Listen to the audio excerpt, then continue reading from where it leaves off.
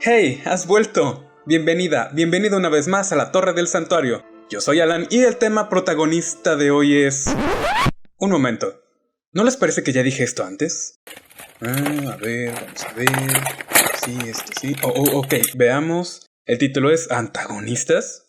¡Qué irónico! Para todos los que estudiamos la estructura de personajes y tramas, no hay tema más interesante que los villanos de una historia. Y es que en ocasiones llegan a ser más interesantes que el mismo protagonista. Con motivaciones más comprensibles, actitudes que más que uno quisiera poner en práctica, y sin los límites morales que atan a los héroes, el arquetipo del antagonista es de los favoritos de escritores y guionistas, ya que es un lienzo en blanco para que pintes cualquier cosa que se te ocurra, o quizá no tanto. Como todo arquetipo, existen características que hacen que sea interesante y que todos podamos empatizar con sus ideales. Sin embargo, y como en todo, existe el riesgo de hacer las cosas mal. Por lo tanto, aquí vamos a ver 5 características que podrían hacer que tu villano resalte de los demás. Bien, comenzaremos por dar una definición.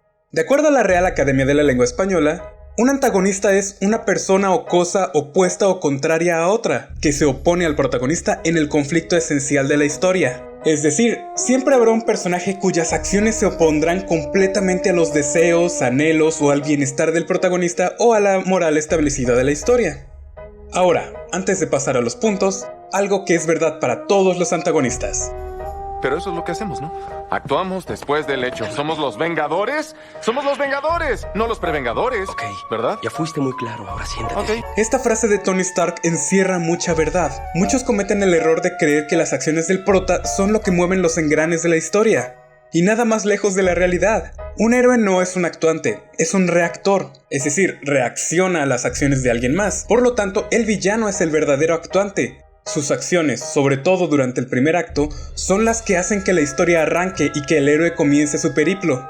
Recuerda, el villano acciona y el héroe reacciona. Pero también recuerda lo que dijimos en el video de protagonistas. El héroe no puede ser un pasajero sin voluntad en la historia. Esto abarca a ambas partes del tablero. Atentos todos con las acciones de nuestros personajes. No dejes que la historia se salga de tu control. Y no te preocupes, que a los demás arquetipos les daremos su propio video por separado. Y así comenzamos. Los 5 puntos del anta interesante. Punto 1. Opuesto moral. Esto ya lo dijimos al principio, pero vamos a hacer hincapié en el tema. El villano, por definición, es el contrario del héroe. Puede ser su opuesto moral, su opuesto en virtudes, o su opuesto personal, que lo contraria en todo, hasta en la apariencia física. Los antagonistas que más interesantes se vuelven son aquellos que realmente presentan un reto al prota. Sus características son tan opuestas que pueden llegar a adivinar el modo en el que el otro va a actuar, y así planear con antelación ataques y contraofensivas de tal genialidad que la audiencia pronto no sabrá quién de los dos caerá primero. Aquí también vamos a recalcar la bilateralidad de la moral. Una ventaja que tiene el villano sobre el héroe es que no se ve limitado por una línea ética impuesta por la sociedad. Todo lo contrario, puede llegar a tener la suya propia o interpretar la moral social a su entendimiento y conveniencia, lo que lo vuelve peligroso e impredecible. La visión alterada de la realidad y la intención maquiavélica de sus actos pueden hacer sentir a la audiencia que realmente no hay límites para el mal que pueden llegar a provocar al prota y a sus seres amados. Punto 2. Amenazante. Este punto lo puse pensando en una amiga que una vez me dijo muy molesta: ¿por qué el villano es guapo? Si se supone que debemos odiarlo. Si estás viendo esto, espero que sepas que es para ti. Y ahora tengo la respuesta para eso. No es un error que el villano sea atractivo o encantador. El error es no hacer que sea realmente una amenaza para el protagonista. Aquí tienes 2 ejemplos. El Dr. Hannibal Lecter de El silencio de los inocentes, que, a pesar de no ser el villano principal de la película, es una figura antagónica. Se trata de un hombre refinado, educado y elegante. Tan encantador que llegamos a querer que todo salga bien y digamos que se vuelva amigo de la detective Sterling. Sin embargo, se trata de un hombre en extremo peligroso que se come a sus víctimas en platillos que enorgullecerían a Gordon Ramsay. Eso es lo que lo vuelve amenazante. A pesar de sus encantos, es un peligro para todos los que lo rodean. De verdad tememos que se pueda escapar y seguir esparciendo su mal por todo el mundo. El segundo ejemplo es quizá no tan peligroso y dramático como Hannibal, pero es tan encantador que hasta su nombre lo dice. El príncipe encantador es un hijito de mamá, un hombre mimado que está acostumbrado a obtener todo lo que quiere porque todos se lo dan por ser guapo. No es una amenaza física para Shrek o para Fiona. Sin embargo, la amenaza reside en los planes que arma con su madre para poder llegar a la corona del reino muy lejano. Es un peligro para el reino, para las criaturas de cuentos de hadas y, más importante, para el matrimonio de los protagonistas. No importa si tu villano está deforme y horrible o si es hermoso y encantador, lo importante es que debe representar una amenaza en la historia. El peligro es lo que nos da temor, y un villano peligroso y amenazante, sin importar lo hermoso que pueda ser, siempre dará miedo. Punto 3. Detalles humanos. Ya que este video se parece tanto al de protagonistas, vamos con un punto que ambos deben de tener en común, y vamos a utilizar a villanos de una de mis series favoritas.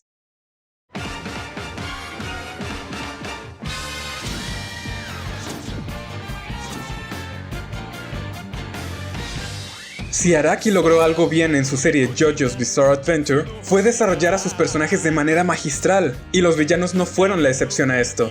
Dio, Cars y Kira, sobre todo este último, son villanos en toda la extensión de la regla.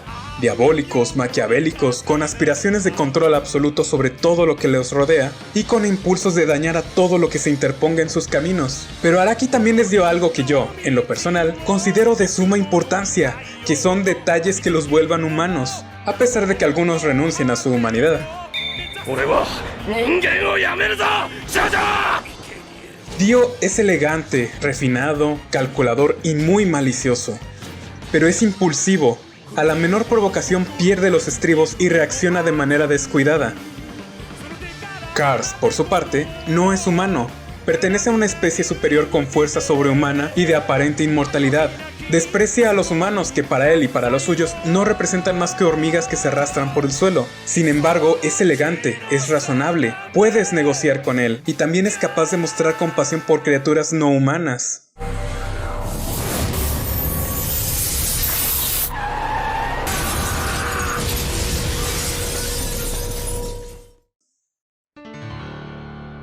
Dejé a Kira para el final, ya que siento que de ellos es el más humano de todos, y sin embargo es el más interesante. Se trata de un hombre que ronda los 30, pero que posee un poder aterrador con el que puede desintegrar a una persona con el simple toque de sus manos. Siente un impulso enfermo por asesinar a las personas y de conservar partes de sus cuerpos para aparentar que convive con esas personas.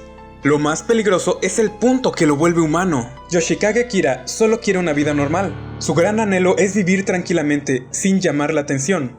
Toma el metro, pasea por el parque, come su almuerzo como cualquier otro oficinista. Podría ser cualquier persona que te cruzas por la calle. Ese compañero de oficina al que nadie le presta atención y que nadie notaría si se ausenta un día o dos. Pero siempre está latente ese horrible secreto. Y esa es la clave de este punto. Un villano que tiene un detalle humano puede lograr más empatía con la audiencia, no para que justifiquen sus acciones, pero sí para que te puedas identificar con esas características humanas. En algún punto, todos perdemos los estribos. En algún punto, todos hemos sentido compasión por una criatura inferior, por más malvados que nos sintamos. En algún punto, todos hemos querido vivir una vida tranquila a pesar de nuestros secretos. Solo debemos esperar que esa sea la única cosa que tenemos en común con los antagonistas. Punto 4. La historia con el prota. ¿Sabes cuál es uno de los puntos más fuertes de la película El Hombre de Acero? No es que sea más oscura, tipo la saga de Batman de Nolan. No, tampoco es Henry Cavill. No. Bueno, sí. Pero no es eso a lo que me refiero. Es su villano. Al principio, no muchos quedaron convencidos con el tratamiento que se le dio a la historia y a los personajes en ella, pero el hecho de que Superman y el General Zod tuvieran tanta historia detrás, dio para mantenernos distraídos lo suficiente como para que no nos importara que estaban destruyendo Metrópolis como si no fuera nada. Piénsalo, el hecho de que ambos vinieran del mismo planeta es solo la punta del iceberg. Pero, antes de continuar, atentos con los spoilers para esta película. Si quieres evitarlos, ve a este minuto del video. Primero, Zod mató al padre de Kal. Juró vendetta contra él cuando apenas era un bebé.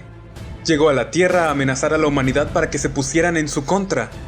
Le ofreció la oportunidad de unirse a él para reconstruir Krypton, lo cual casi convenció a Superman por lo alienado que se sentía al resto de los humanos. Y al final, al momento de derrotarlo, sintió el dolor de tener que arrebatarle la vida al último de su especie, el que quizá pudo haberle comprendido más que nadie en este mundo. La muy trillada frase Tú y yo no somos tan diferentes. Tú y yo nos parecemos mucho. ¿Somos tan diferentes tú y yo? tiene un punto a su favor. El que un héroe y un villano compartan historia es algo que puede complementar a la perfección una trama que quizá en otras circunstancias parecería aburrida. Hay más en juego que solo un tesoro o poder. Hay cuestiones de honor, familia, amistad, amor y otras cosas con las que podemos empatizar con ambos contrincantes.